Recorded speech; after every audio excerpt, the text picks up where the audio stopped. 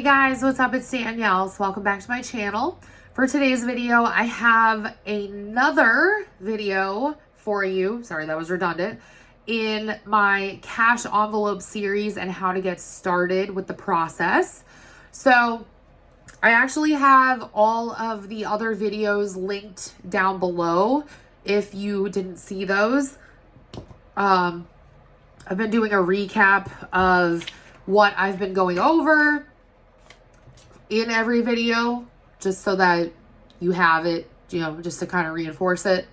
Again, this is just what worked for me, and I wanted to break it down into really small chunks because I feel like it's a little bit less overwhelming if you do it that way. So the first video, I went over the first two steps, which are critically important. The first one is you want to check all of your accounts. So that is whether it's debit, credit, any kind of 401k, maybe you have like a Roth, if you have shared accounts with a family member, spouse, partner, whatever, you want to look at all of that, including if you have any loans that are outstanding and need to be paid or that you're currently paying. The next step is you want to track all of your spending. Ideally, you want to do this for 2 to 3 months, but I realize some people are like me and they would rather just get started. So you can also do a month. Just realize if you only do it for a month, you might need to adjust things on the fly. The other thing is that you don't have to start this process, or you don't actually have to start, cash envelope stuffing right away. You can keep it on pause for as long as you feel like you need to. Really, you just want to get a really good understanding of where you're at currently in your financial journey, I guess we'll call it. And the third step is you want to write down all of your expenses, like I said, but you also want to take out the extra pieces, or you at least want to identify them. So for example, let's say I tracked all my expenses and I noticed that every single week I was going out to eat every single week. So it doesn't necessarily mean that you have to go without it. And the reason why I say that is because, first of all, that's kind of unrealistic, because one of the best things in life sometimes is just going out and getting food with people that you love, right? I mean, you can apply that to a lot of other things. It honestly just depends on what you like to do. But you want to at least be aware of the extra stuff that you're giving money towards and see where you can start making cuts. Again, it doesn't mean you have to cut out everything, but just start making small tweaks. That's a good place to start. Then I talked about dividing your expenses between fixed and variable. So your fixed expenses are the ones that you absolutely 100% without a doubt have to pay. And I'm talking about stuff like rent, or maybe you have a mortgage like I do, HOA fees. I have those, unfortunately. Car payment, because you don't want your car to get repossessed. And you need to get to and from work and, all the other stuff. Your phone bill, things like that. Those are going to be your fixed expenses. I also like to include utilities in there, even though they fluctuate, so people like to add them to variable expenses. But just to keep it a little bit more simplistic, I add them to my fixed expenses, because the way I view it is, even though my electricity fluctuates based on how much or how little I use it, I still need to have electricity regardless. So that's why I count it as a fixed expense. Now, in today's video, I'm going to talk about looking at your expenses and determining the problem areas. And the reason why you want to do this is because it's going to help you to determine what your cash envelope categories are going to be. So let's say, for argument's sake, that you are really, really into beauty. I used to be, admittedly. I still love makeup. I don't really wear it because I don't have time. Let's say that you spend every waking minute at Sephora, at Ulta, you're looking at makeup, you're really into it. You're into all the new brands and the new products and all that. You got to have it. You're keeping up to date with everything. But you notice, because you tracked all your expenses, that you are spending a lot of money on makeup.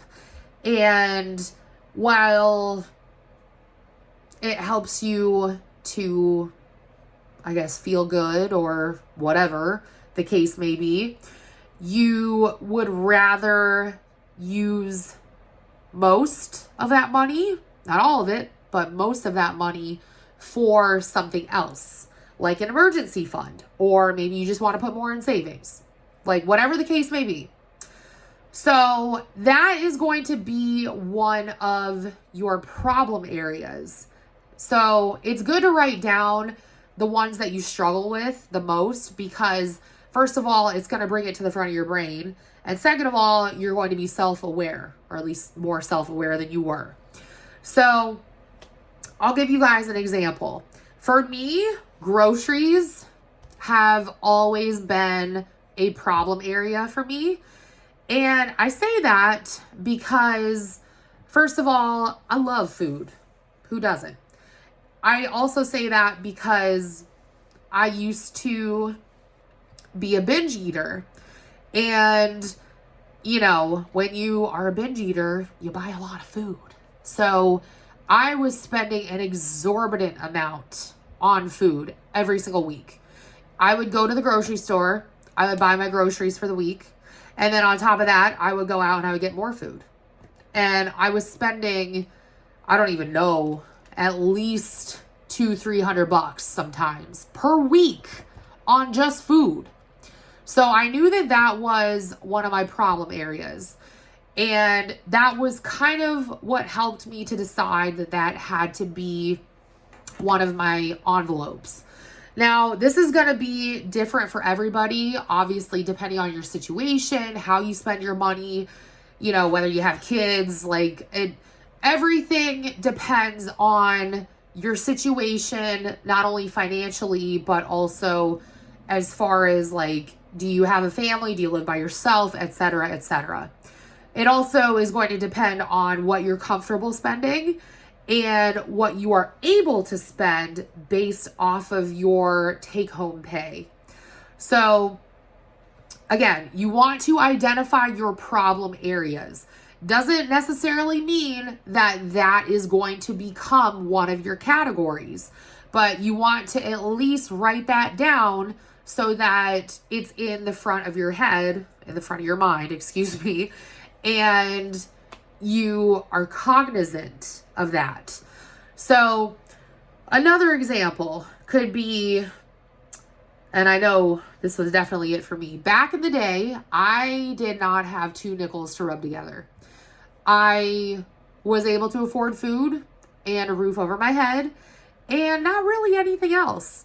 So I had a car that was really good on gas, and for fun, I would drive around. I would just go explore. And I had to, well, I shouldn't say I had to, but I wanted to make gas one of my cash envelope categories because, first of all, it holds me accountable. Second of all, it makes me think ahead. So an example of that is I can't just whatever the hell I want, go drive around to a bunch of different places, because I need my gas money to last me at least for 7 days from the time that I stuff my gas envelope 1 week to the next time I stuff that same envelope. Sorry, my cat just jumped up here. So again, it depends on your situation. It depends on what you want to spend your money on or what you choose to spend your money on. But something that I've found really helps is to start with the basics. You know, it doesn't hurt to have a limit on how much you can spend on food. It doesn't hurt to have a limit on how much you spend on gas.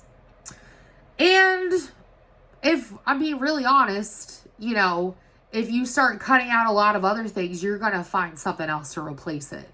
So, perfect example, I started cutting back on buying makeup and stuff like that. Well, I ended up pivoting towards skincare. So, that was something that I knew I wanted to budget for. And again, this is totally different for everybody. Maybe you want to have something specifically for your kids, you know, or your pets, what have you. There's tons of different options. And that's one of the best things, is that you can make this work for you. There's a lot of examples online of different cash envelope categories. The biggest piece of advice that I can give where that's concerned is you want to keep it simple.